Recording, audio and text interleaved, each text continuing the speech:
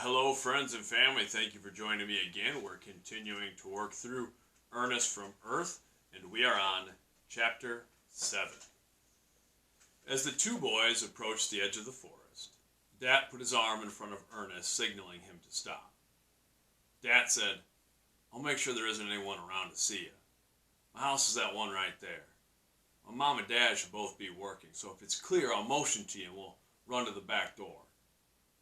Ernest peered through the trees and spotted Dad's house. The house was plain, but well kept. 2 stories painted white with an open front porch. The house sat on a patch of land just outside of town. Greeland, Ernest recalled, from the information Otis provided, that was visible on the horizon. There was a large garden and an outbuilding. Ernest admired the sight before turning to Dad and nodding in acknowledgement of his plan. Dat ran forward out of the woods and into the open field.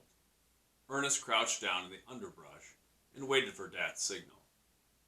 Dat got far enough out into the field to look down both directions of the earthen road that ran in front of the house, and he turned and signaled to Ernest to join him. Ernest sprang from his place and dashed into the field. "Come on," hollered Dat, waving Ernest forward, and the 2 boys sprinted to the back of the house. Breathing heavily, Dat and Ernest jumped up the 3 concrete steps at the back of the house and collapsed through the back door. They laughed as they tumbled onto the kitchen floor and tried to catch their breath. After the moment of welcome levity, Dat turned to his side and said, "You hungry?" "Yeah," Ernest replied enthusiastically. "Let's get something to eat." As Dat moved about the small but tidy kitchen and pulled items from cabinets and a refrigerator, Ernest was pleased to see familiar foods.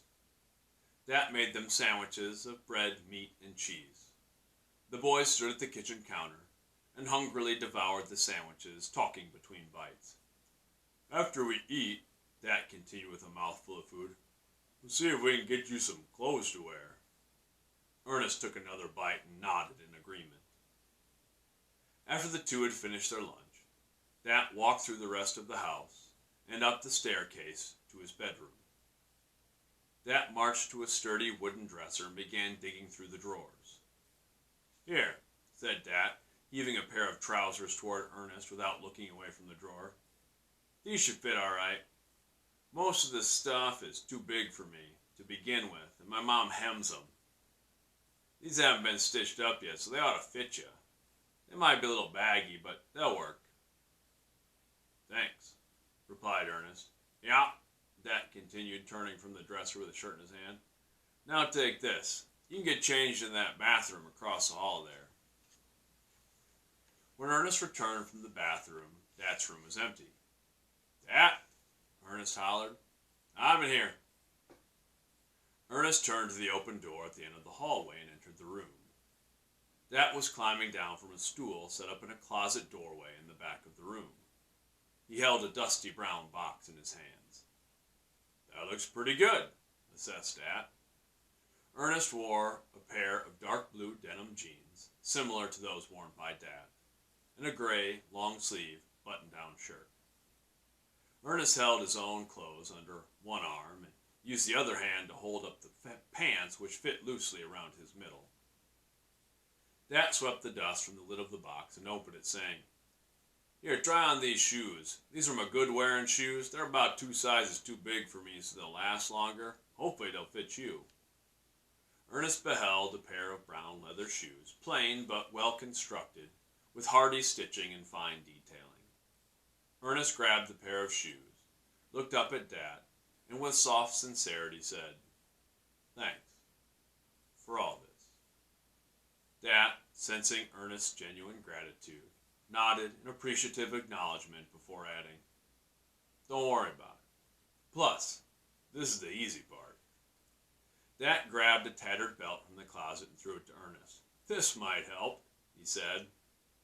"This is your parents' room, isn't it?" Ernest asked, looking around. "Yeah," Dat said, setting the stool back in front of a large, ornate dresser with a mirrored top that sat in one corner of the room. Dat stopped and examined the room with Ernest. The room was not large, but it maintained a stately importance and elegance that, for some unidentifiable reason, set Ernest at ease. There was a large, crisply made bed that jutted out at an angle from the far corner opposite the dresser, and a broad chest sat at the foot of the bed. "And these must be your folks?" Ernest had picked up a framed photograph from a small nightstand at the head of the bed. The picture appeared to be a newly married couple. The man seemed almost regal. He was tall and handsome, with strong features and an athletic build. The woman was shorter, with softer features, but she possessed a bright, wide smile and striking, kind eyes that overpowered the rest of the photograph. The man in the picture had dark red skin that bordered on maroon, while the woman possessed a brighter hue of red, much closer to that of Dat's complexion. "That's them," Dat said. "They don't look quite like that anymore. That picture's pretty old." Both boys admired the picture for a moment before Dat said, "Anyway, we better get going. My mom should be home soon. She's a teacher. It's Sunday, so we didn't have school, but she and Dad always work for a while after church to get things ready for the week. They'll be home for supper, though." Ernest followed Dat out of his parents' bedroom, but stopped him to ask, "What should I do?" "Don't worry about it," Dat reassured. "We'll go outside away from the house and act like we've been exploring the woods all day. When my mom whistles for supper time, you just come in with me." Ernest was worried. "But how are we going to explain everything to your parents? Where am I going to stay tonight? What?" Ernest continued in a panic, but Dat stopped him by placing a comforting hand on his shoulder. "Relax," Dat said. "Once my folks get home, this place is a madhouse. There are always people over for supper or staying the night. With everything going on, my folks will hardly notice you."